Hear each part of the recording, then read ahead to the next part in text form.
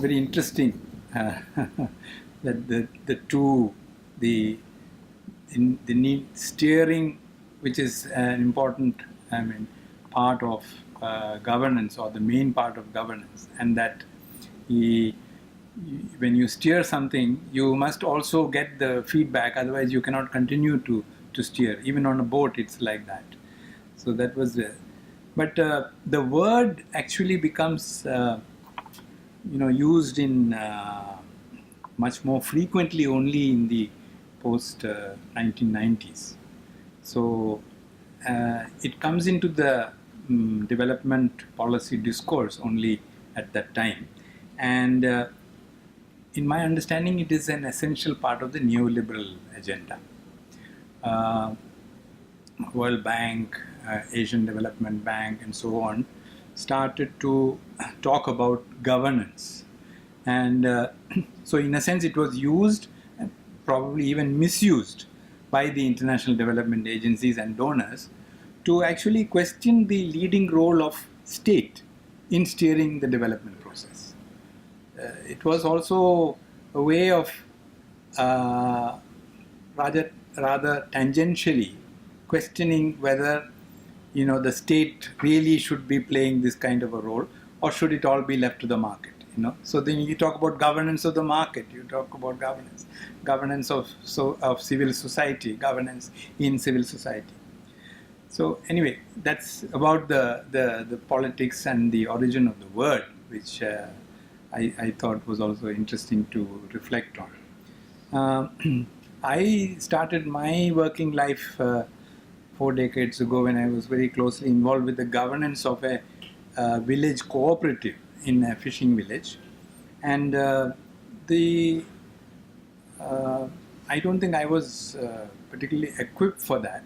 So I learned a lot in that process at the local level, being an employee of the fishermen.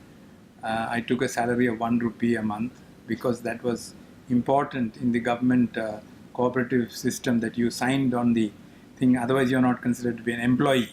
So that, and to have a board of directors who were completely fishermen, only one of them could read and write, but I was always amazed at their knowledge and all that I was able to learn from that.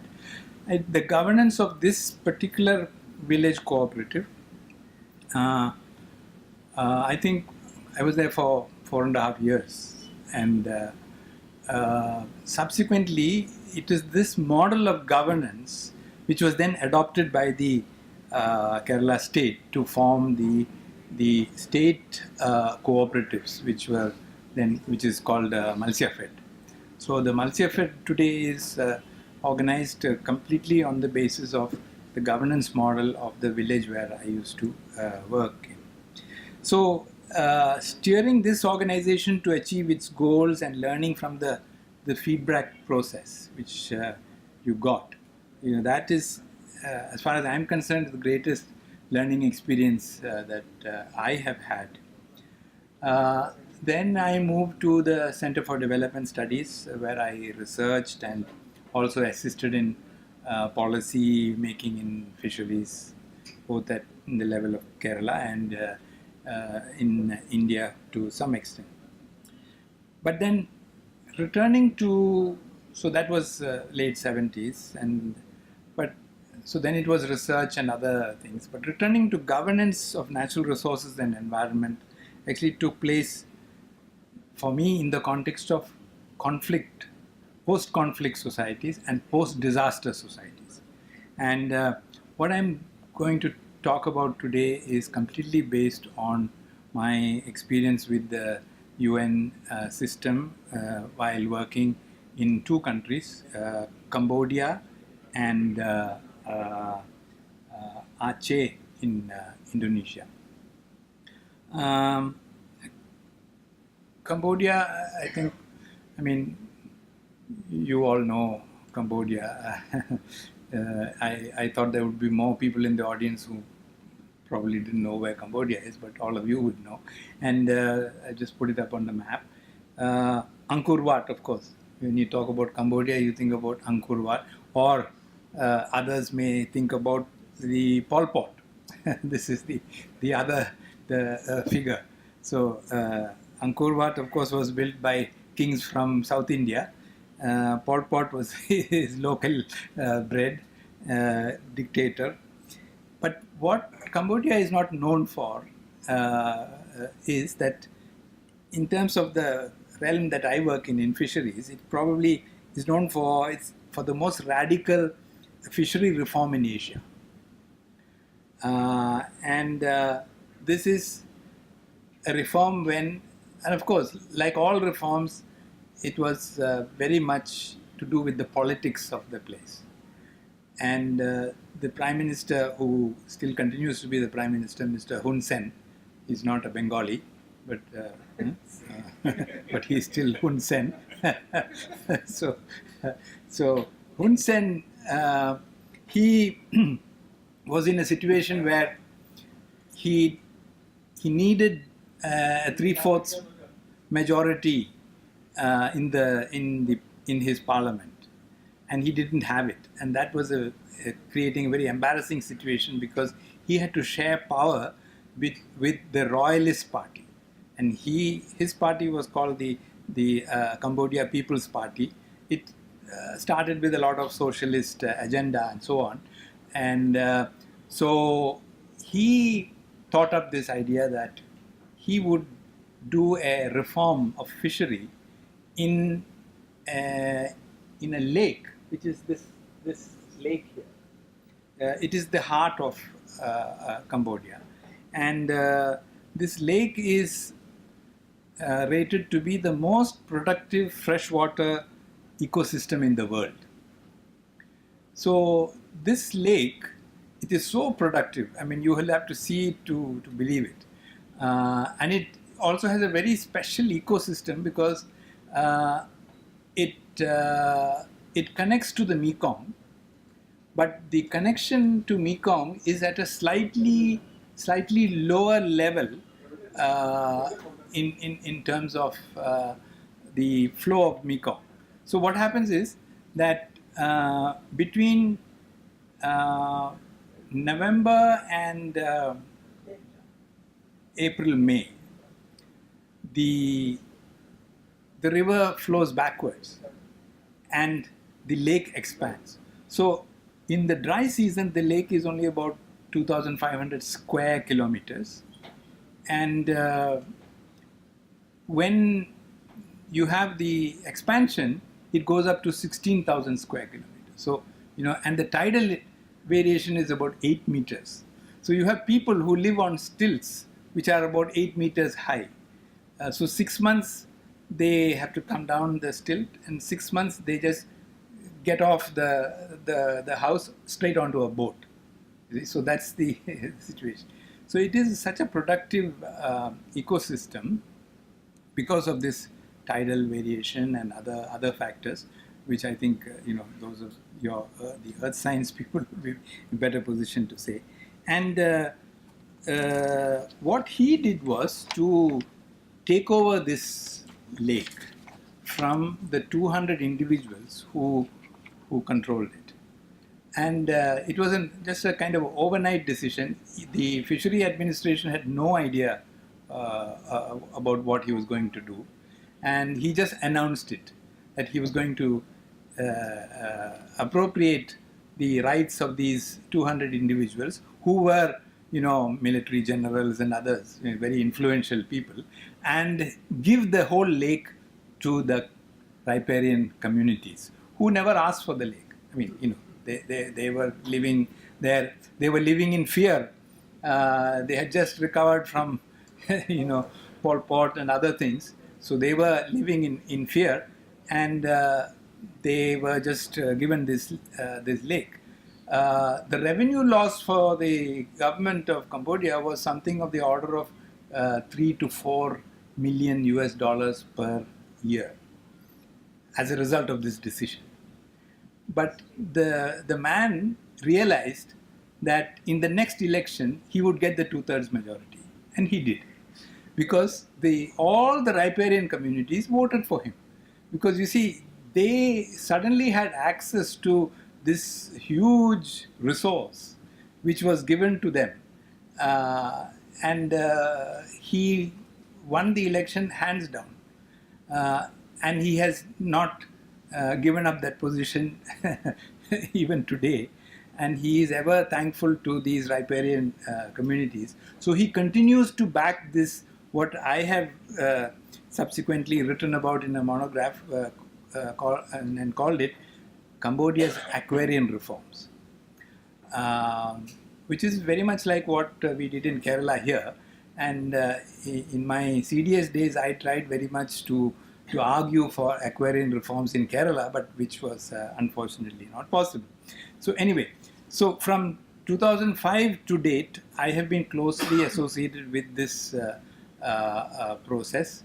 I was earlier involved with the setting up of the governance system for this community fishery, and I have been assessing what has happened in terms of the changes in the quality of life of people and so on in the last 15 years. So that's about Kerala, and I want to share some of these experiences with you from the point of view of governance. In 2007, I went to Aceh, and I was there for 4 years. I lived there till 2011, and then the tsunami, 9 on the Richter scale, 10 plus meter height of wave going almost 5 kilometers inland. When you go to Aceh, the first thing that people take you to is a tourist place. It's in the middle of a big housing estate, and there is this huge ship which is bang in the middle of this housing estate. It was a power generation vessel which was lifted from the port of Banda Aceh, just taken by the wave to this housing estate, and then the water withdrew. So the boat just sat on that, and it is sitting over 3 or 4 houses. And so it's a very strange sight. This is about the height of three floors, and so you can imagine this is the power of the wave, what it can do. Nobody on the boat died because they were just lifted and brought there. In fact, in the process of the movement of this boat, the people on the boat were able to rescue a lot of people who were being dragged back by the receding water. So anyway, see, here you have a situation where over 100,000 people lost their lives in less than 40 minutes. So in terms of a disaster, I mean, Kerala's is very small compared to that. And again, I wrote an article which I titled "The Gift of the Tsunami," and the most important gift of the tsunami to Aceh was that it got provincial autonomy.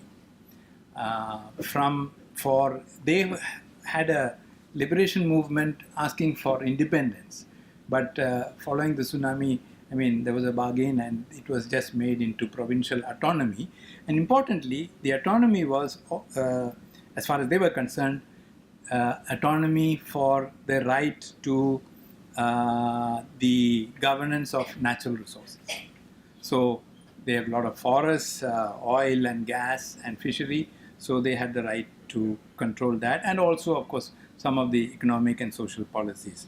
So in the fishery, the new leaders of Aceh, they wanted to shift from this centralized model, which was what Jakarta had given to them, to a more co-management form of governance of the natural resource. And I was associated with this particular process of shifting from this centralized thing to a co-managed governance strategy, which required a lot of capacity building and also doing things from the village level right up to the level of their legislative assembly to create a new fishery law. So, see, the first lesson I have 6 lessons. So of governance. The first lesson I learned in Cambodia and in Aceh is that for truly effective governance of natural resources and environment, you must follow the subsidiarity principle. The subsidiarity principle, of course, is the organizing principle which posits that the social and economic issues should be dealt with at the most immediate level, which is consistent with the resolution of that particular issue. So if it is at the local level, then the decision making should be at the local level. If it's at another level, well, that's to be there. So in both in Cambodia and in Aceh, these principles were absent in Cambodia until the fishery reform. The moment the fishery reform took place, the subsidiarity principle was applied and the governance was made at their local level. And also in the post-tsunami redevelopment process, that's also what happened. The governance was delegated to the district, what the equivalent of our district level. So at the district level, what was done is that the fisher organization, the coastal community, and the governmental system, the fishery officers, they had to do the governance of the fishery at the district level. So it was made into a co-management system. Now, I mean, in Kerala, we have this long tradition of decentralized governance, and I think this sort of peaked during the people's planning period. But my own personal judgment is that our panchayats today, they seem to have given up this freedom that they had in this people's plan period. I think they've given that up, and they prefer to get orders from above. Maybe this is not the case with all the panchayats, but my understanding is that with the exception of a few who have still panchayat presidents who go back a decade, most of the others, the new panchayats, for somehow the default mode is so that kind of thing. So I get the feeling that they've given up this subsidiarity and they prefer this, and I feel for a resilient Kerala we have to correct that. We have to sort of go back to this situation. So and I'm not talking only about functional subsidiarity. I think what we need is, if there is a term, participative subsidiarity, where it is at the lowest level where a resolution of a problem can be done, but it's not something which just one or two people decide. That the thing has to be participatory. And so in the post-flood situation, that's what we have to do. I mean, the Gram Sabhas and so on have certainly to be revived, because that's the only way we can get to know the real situation. Who lost what, who requires what. It cannot be a formula which we apply across the board. So that's why I would pitch for participative subsidiarity as the first lesson that we need to learn. The second lesson which I would propose based on my understanding and my experience is that we must accept the close interdependence between humans and nature. We cannot forget that. And I think this was very aptly brought to my attention by when I was in Aceh. I went to the first village I visited. We went in there. This was about 2 years after the event. Rebuilding was still going on. But the main social cultural institution in Aceh is called the Kadai Kapi, Kapi Kada. So where people sit and sip coffee and one newspaper is read and there is a lot of political discussion. So the Kadai Kapi is the place where things happen. And so there was this group, and I went in there with translator and others, and I was dressed like this in a jubba, and then most of the aid personnel were from the first world. I think I was the first person from a third world context to arrive there. So, and then when I said that I'm from India, the first thing is, oh, kuch kuch hota hai. So then there was a lot of the embracing and all that, and things were so immediately there was an affinity which I found. And to cut a long story short, we talked to know what was the impact of the tsunami. So I asked, and people discussed and all that. And then almost at the end of the discussion, this guy called Shaifuddin, who subsequently became very close to me, a fisherman, he said, tsunami was not God's or nature's punishment. The tsunami was nature's training. So, I was taken aback by that. And subsequently I learned that this guy is the one who lost the most in his village. His whole family had gone. His wife and children, his parents, his boat, his house, everything. He lost everything. And 2 years down the line, he is able to make a statement like this.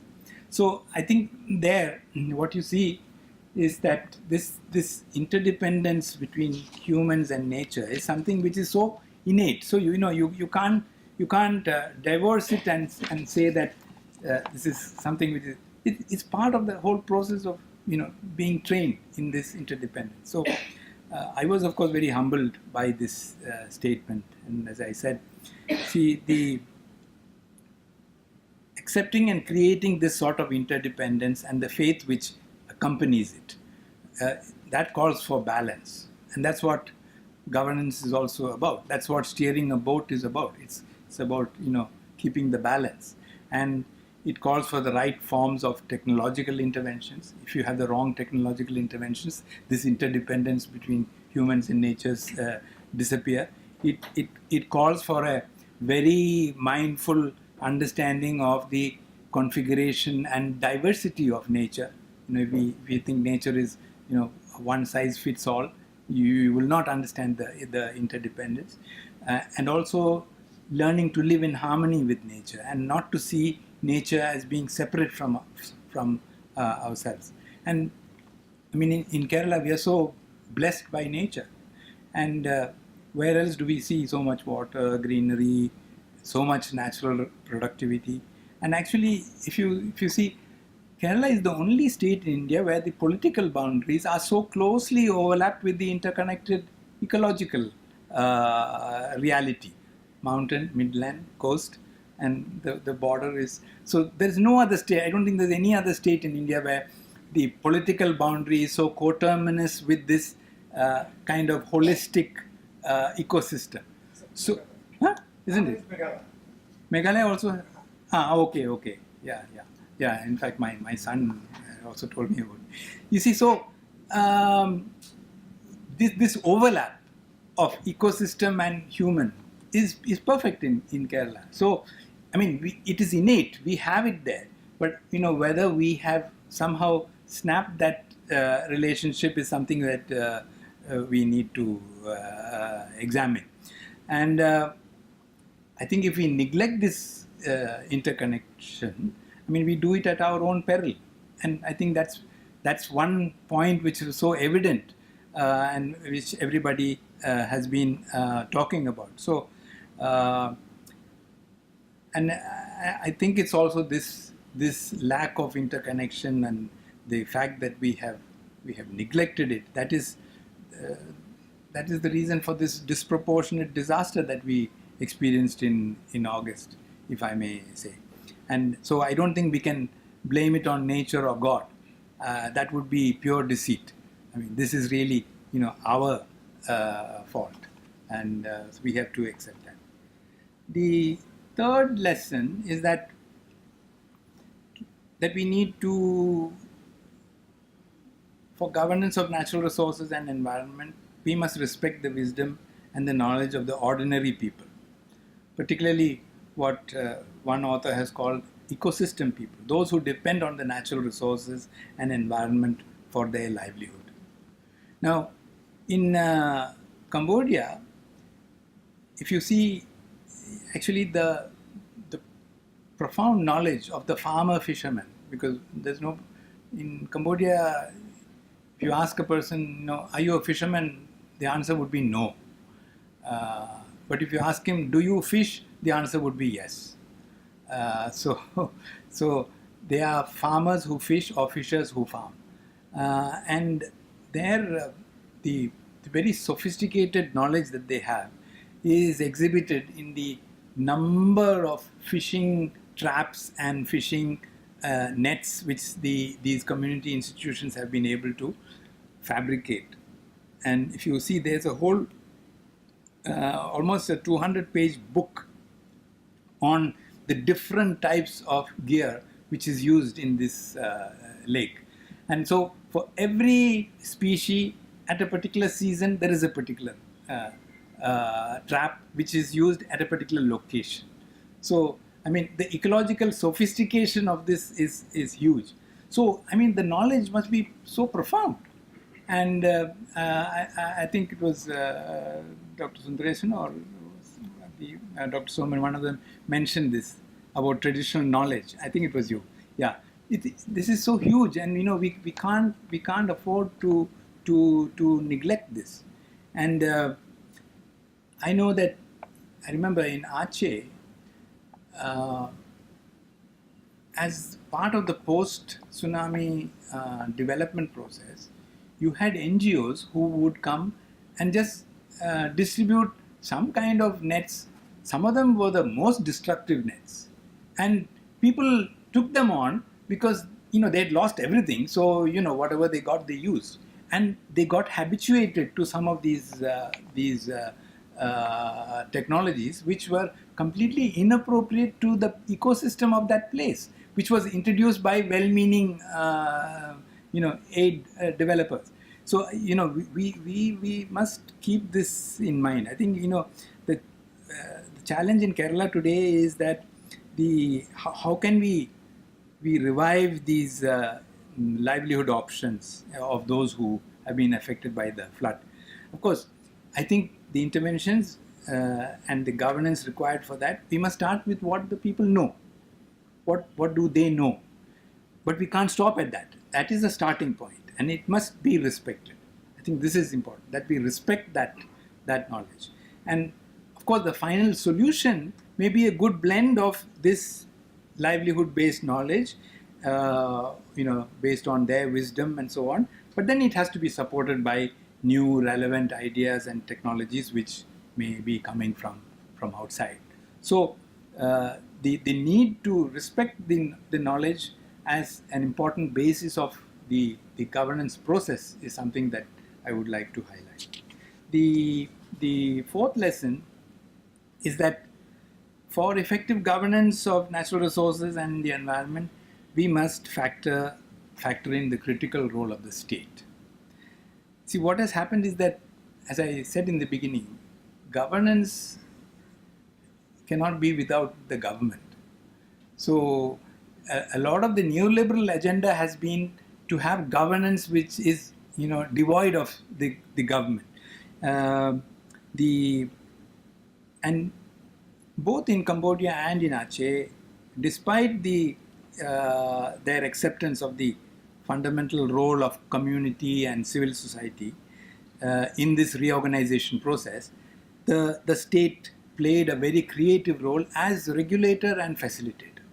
I think that is important. What is the role that the state should continue to play? So, but unfortunately, in the governance discourse, what we see even in Kerala today, which sometimes tends to get appropriated by NGOs and international donors and other civil society organizations, some of them feel more comfortable without the intervention of the state. So in Kerala today, we face also this risk of religious organizations, caste organizations, who are trying to use James Scott's term, trying to be, seeing like the state. They have become almost like a state in themselves, and want to direct their members in a particular way. And I think this is something that we need to be very cautious about when we talk about governance, because in the ultimate analysis, the responsibility for redevelopment of Kerala in the post-flood situation must be with the state at all levels. So from the panchayat upwards. And the tendency for many NGOs trying to sideline the panchayat bodies and operating parallel structures for redevelopment governance, this must be actively discouraged. But while I say this, I am fully aware of the limitations and lack of enthusiasm and responsibility today of our panchayat system in Kerala. Brief visits have given me the understanding that each panchayat member would like to have something fixed in his ward. So that is now the situation. But, very little proactive community collective effort of the panchayat samiti as a whole to make some kind of master plan and get the assistance of civil society to be creatively tailored into that master plan. That kind of process, I think we are lacking. And I also sense some kind of paralysis at the higher levels of state administration in being able to coordinate these redevelopment efforts. So disasters, always bring opportunities. It could be, as we were saying, disasters bring also disaster capitalism, as Naomi Klein has said. So, but are we also in a situation where we might, lose the opportunity to create new, innovative, robust, accountable institutional arrangements which can help to steer the future of our natural resources and environmental management? I think this is a good opportunity to change a little bit, steer the boat in a different direction now that we have had this situation before us. The fifth lesson is that for governance to be effective, we must be more compassionate in our dealings with people. You see, in Cambodia, after the Pol Pot genocide in the late 70s, people continued to be fearful of any individual who came up with new ideas. See, because what if he becomes another Pol Pot? So, when the Prime Minister of Cambodia announced his fishery norms, that was in 2000, then he was quite a socialist. Today, he has become a dictator. So, people were not wrong in that. But the people didn't demand for, community fishery or anything like that. But when they got this gratis, they were suspicious. They were wondering, what is this? So there is this initial fear of freedom, which one noticed. And when you are given the rights to do something, you are suspicious if that is the kind of background. In Aceh, this unexpected disaster, which lasted only a few hours, it resulted in such a huge loss of life of fishermen. It made them afraid of the sea. Many fishermen in Aceh, and today in post-Oki, I know fishermen who say that they, even today, a year later, they get nightmares of the waves that they experienced. For 2 nights continuously, hanging on to this, and said, I never go back to the sea. I cannot. A particular person I have in mind, he was fishing for 37 years, and he says that, no, I will not go back. I'm afraid of the sea. And to think that he was one of those master fishermen, so this is the thing. So when we are faced with situations like that, and when we have to deal with the whole issue of governance, we have to be much more compassionate and understand the people. So I think in Kerala also, you have this situation. There are people in Wayanad who, the moment they hear some noise with the rain, they think it's a landslide. So there is this fear. So we need to be more, should we say, compassion, which is much more non-discriminating. We have to be able to reach that, and we have to put ourselves in the feet of the victims if you want to understand their pain and their anxieties. And I think sometimes in the process of governance and in the haste to do things, we do not try to get into this, because sometimes only when you get into this you will understand what could be the livelihood options. Even maybe they want a change in the thing. I mean, in the case of fishermen, I mean, if he's not going to go back to sea, you can't give him a boat. He's not going to use it. I mean, in that sense. So therefore, this is very important. And I think our job of governance is not done by merely providing the houses and roads and fixing the damaged assets. This human touch in governance comes only from compassion and treating people with dignity.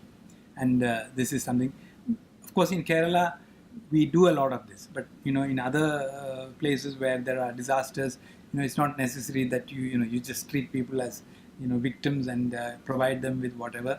So we are a long way ahead in that. But I just thought we must be reminded of this.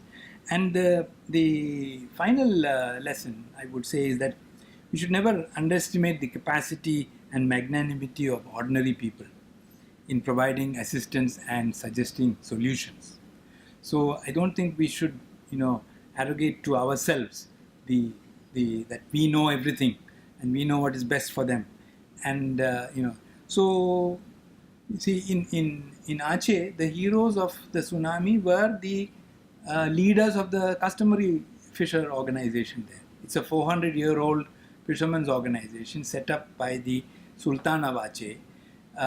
It's these leaders who, because they knew when the sea withdraws, then it will come back with equal or greater force. So when they saw that, they used all the means available to them to send people to higher land, often at the risk of their own lives. Many of the leaders of this customary organization died in the tsunami, because while they were helping others, they got caught in the drawback of the sea. So this is something that we must remember. So, I mean, the role that the fishermen played in the flood, I think, they didn't, they just did it. I mean, they didn't do it for any reward or recognition or anything. I mean, here the couple of people and the collector, it was actually some young people in the fishing community who contacted the collector and said that, there is this possibility, but how do we go about it? We can't just go. We don't know those places, So they went, and I know at least two of them personally. They were victims of Oki. They survived the Oki cyclone, and they took the initiative to band people together to go. Now, when there is an Oki cyclone, civil society here doesn't go to help them, because we are not very good at negotiating the sea. But when we had the floods, these were the only people whom we had to depend on, and they were there without us calling, and they come from the poorest section of Kerala's society. And if you hear, we had a very interesting interaction after the floods. We got fishermen who went to Pathanamthitta and Koranjeri and all these places, and got the people who were rescued by the fishermen to come together to talk about this. And one of the most fascinating discussions I have been to, the perspective of the fisherman in relation to how and what he experienced when rescuing. and the perspective of the person who was rescued as to the thoughts and emotions that went in their minds when they were being rescued. Some of it is not very elegant to speak here. I mean, the fact that the caste system runs so deep in our society that even when you are going to die, if you are left there, that you are wondering whether you should accept the help of somebody who is, of a lower caste. This is horrendous. I asked one fisherman, he said to me, you know what the biggest problem was? I said, what? The walls and the gates of your houses. Because, he went to Orangery, that's my place. So he was telling me that. Because... But many walls were broken. Yes, but, the walls in my place don't break so easily. They're quite big. And automatic gates and all that sort of thing. You can't approach the people. Because it's all... so he was saying, Madilugal. This is very interesting that, Adarinu Tadasam. So, and of course, one of them said, not only the physical Madilu, but also the mental ones. So, yeah. So that is very difficult to break. Yes, you say. So I mean, they didn't count the cost. They were motivated only by the passion to help people in distress, and pure altruism, if you want to, if there is anything like that. And I don't think Kerala has seen anything of this sort before. But then, knowing the fishers well, I think my assessment is that we have not done justice to them. Not necessarily as a payback for what they did, but I think historically, we have not done justice to them. So I don't wish to add to the list. These are just 6. As I said, I thought about it last night and just typed it out. But then I think there's a useful framework which is called the Panther Principles. Have you heard of this? The Panther Principles. Yeah. So for governance, I mean, participation, accountability, non-discrimination, transparency, human rights and dignity based, empowering, and the rule of law. These are what are called the Panther Principles. So this, I think, is useful. I mean, for governance of natural resources. I mean, I'm sure you can add to this list. Maybe there are some tiger principles. I don't know, but Panther principles. So that's it. And in conclusion, I don't think I've made any exhaustive list of governance principles from any theoretical perspective, and I don't believe in such an approach. So, as a conclusion, all I want to say is that there's one thing I'm certain about, and I mean, if we want to create more resilient governance for natural resources and environment, then we must include the elements which we desire in our real practice and real politic in the process of governance. Because if you don't include it in the process, you will not get it in the final product that you get out of governance. So this is I think, and I just leave you with that, these random thoughts. Thank you very much.